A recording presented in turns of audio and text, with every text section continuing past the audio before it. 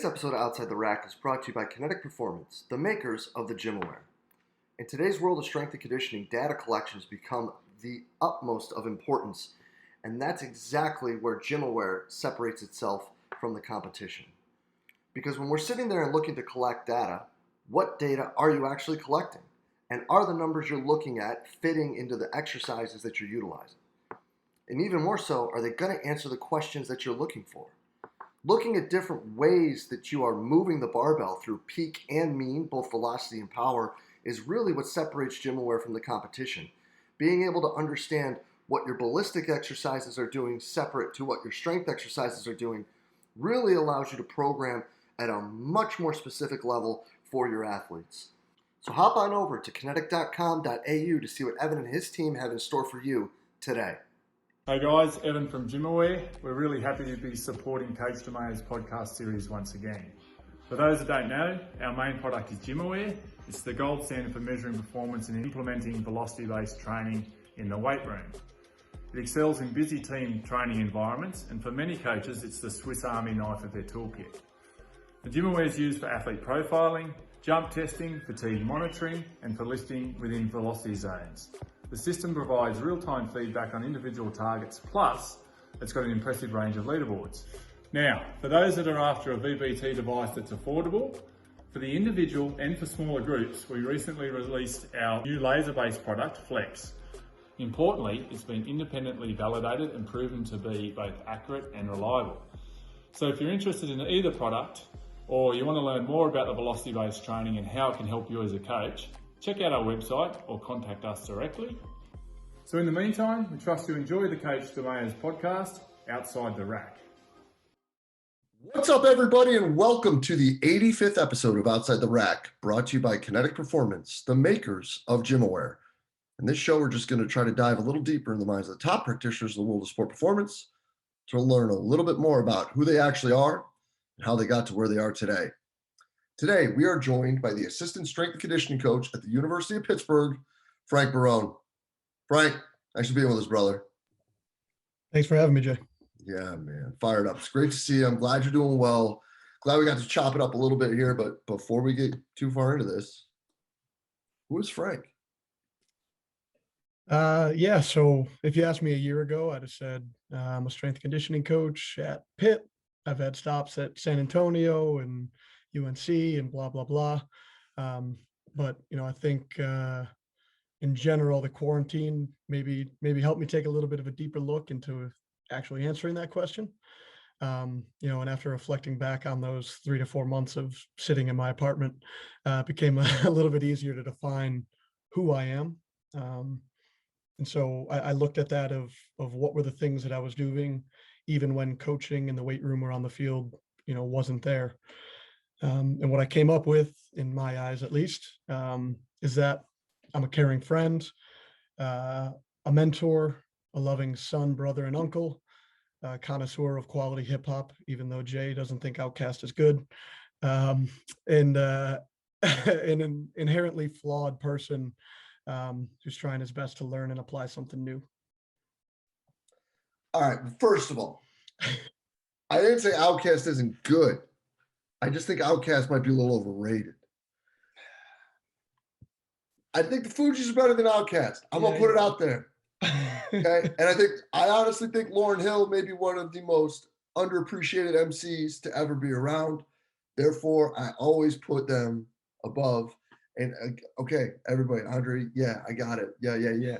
But I don't know, man. There's just so much to that album that is great. And Wyclef has done so much for the hip hop game. But yeah, we're going to have to agree to disagree here. I just think that they're not the same. All right. Yeah. Probably going to lose that one to a lot of people, but that's fine. But anyway, man, no, and a connoisseur of hip hop in a generation where hip hop is hard to find. It's made its way back around. You and I have talked about the Griselda boys out of Buffalo, my hometown, and Freddie Gibbs and all the other people who are still keeping it around, and getting their plaudits from the Wu-Tangs and all the other people who I learned to love earlier on. So there's still some people doing it. Yes. Yeah, and there's some doing it well. Like that last Benny album's great. It's good to have. Agreed. It's good to have. But other than deciding that the Fugees are better than Outkast, there have been some other situations that have made some light bulbs go on for Frank. And there are some other things that have made you take a step back and be like, huh. Especially as you've worked your way from the Northeast down about as south as you can go and back up to the Northeast. So I'm excited to hear about this one. If you wouldn't mind, describe a learning situation that brought about an epiphany in your career. I'm a cheat here. There's two. The first one being an impetus for my career and why I chose it, and then the second one, really helping me, with a guiding principle of how I make decisions currently for my athletes. Why I am a strength coach is due to my experience as an athlete, which admittedly, when I was at the University of Buffalo, I wasn't the first name on the team sheet. Probably the last that first year, which was a new experience for me. In one arena out on the field with the coaching staff, I was definitely treated that way. Not necessarily communicated the same way, talked down to, just not treated in a way that I would have expected as a human being to be treated. And on the other hand, and this is the reason that I'm probably sitting here, when I was in the weight room with Nate Harvey at the time, who was the director at University of Buffalo, regardless if you were the first name or the last name on the sheet, you were treated the same way. And not that everybody deserves to be treated the same way, probably quite the opposite, but the idea that, you can walk in to a room and know that you're going to be respected, regardless of who you are, as a starting point, is what drove me to become a coach in strength and conditioning, and hopefully who I am to my athletes currently. And then, the second one, it's not necessarily a single experience, but more just the general experience that I had at San Antonio, in the way that I was challenged by my boss and mentor, Andy Thompson. The way he challenged us to use the game as the starting point, which you and I talked about the last time. That's the reason I function the way I do to this day. He challenged us to disregard that siloed approach that I know every high performance department puts on their mission statement, but to look away from silos, and he gave us one common language in a starting point of the game. And if you spoke a different language, whether it was muscles or rehab or whatever, if you spoke a different language that didn't have that game as the starting point, that went away from what we were trying to accomplish. Which, in his words, I'm probably misquoting him a little bit, was to win by playing with your best 11 every week. So, that guiding principle, it's pretty simple, whatever sport you play, we want to win by having our best players available at all times. And so though that's kind of that's a really big light bulb moment for me of, it doesn't matter the trap bar, it doesn't matter, the cold tub or whatever we're doing. It matters, that we are all making decisions to play with our best team at all times. I dig that. And I think that that's something that can be a challenge for a lot of people to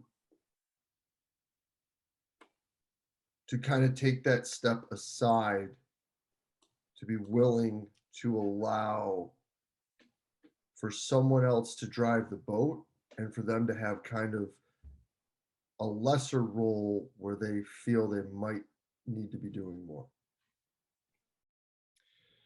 Right. Yeah. We all want to have kind of our piece of the pot, right? We all want to, we're strength coaches, so we think that's the most important part. But the fact that he gave us that guiding principle, that's what it was for everybody. It wasn't, I'm the strength guy and Adam's the medical guy and Darren's the head coach.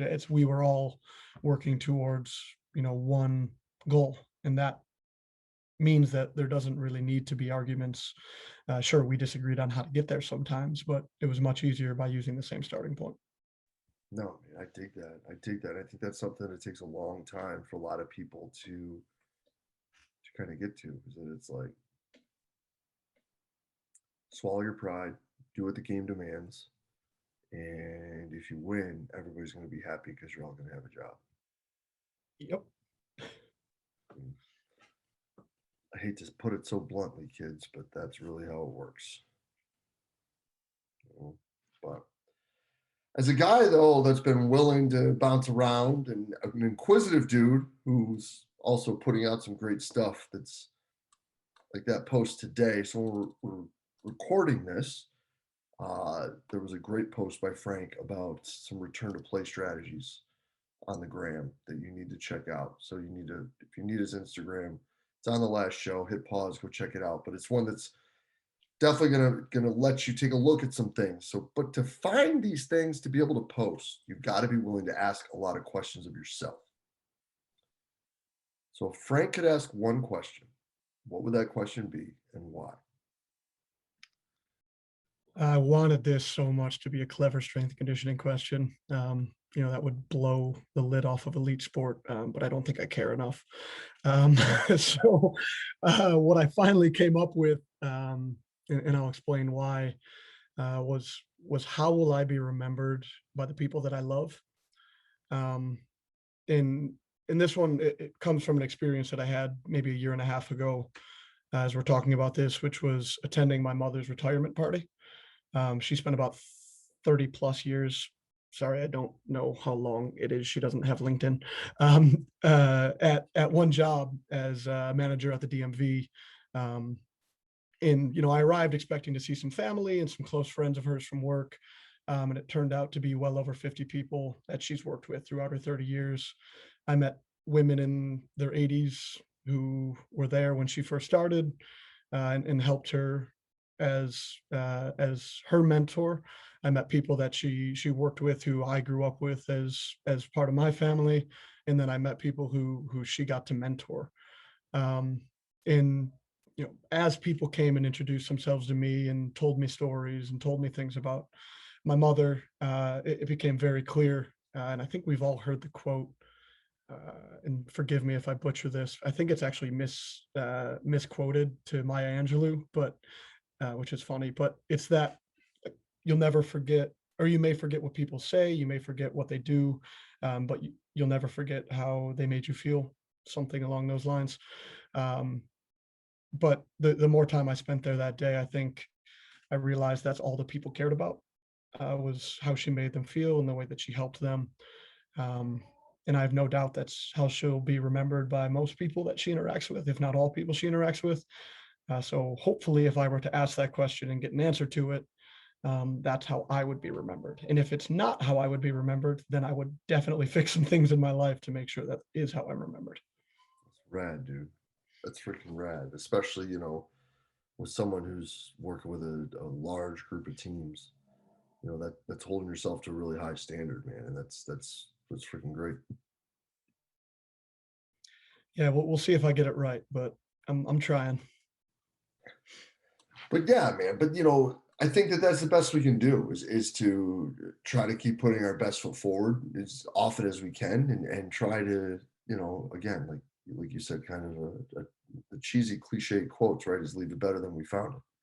And I think that's what we're all trying to do. And not just with what you're doing with the teams up there, but with the extra stuff you're doing with the business and the content you're putting out. Like, you're trying to leave this a better place. But as we were speaking about before, and I think that one thing people misconstrue with this stuff is they think that this is all still done in the 9 to 5. Spoiler alert, it's not. And there needs to be a time at some point to come back to neutral. So what's Frank's escape? Believe it or not, I'm really introverted, which my athletes always make fun of me, because I'm overtly outgoing at work. I think when I was at UNC, Eric Hernandez, who was my boss and mentor, I think he called me a Disneyland greeter. because I'd always, hey, how's it going? How are things? And but for me, you know, I'm pretty simple. You know, a good coffee shop on the weekends, some vitamin D and some nice weather, a book or calls with family and friends, and then definitely my sneaky Monday and Wednesday FaceTimes with my niece in the middle of the workday when I can get them. You know, that's about all I need to recharge. But you know, maybe I need some hobbies. Maybe maybe I need to get on that. No, and I think that the simple things are the most important things, and the things that allow us to sit and breathe and just exhale, really, you know? I mean, I've talked about it ad nauseum, man. It's like me walking the dog or sitting in the back with the sprinkler going. Like, everybody has their thing, man, and I dig it. And especially the good coffee shop on the weekends. Like, that's one that is harder to find than you would probably imagine, and like the most valuable thing to be able just to sit outside and just breathe with a good cup of coffee. To watch the bustle around me as I finally get to relax for the first time in 6 or 7 days is always it's always a nice moment. No doubt, brother. Well, listen, Frank, appreciate your time, buddy. It's great to catch up, and we will be in touch soon. Thanks for having me, Jay. Yeah, man. Cheers.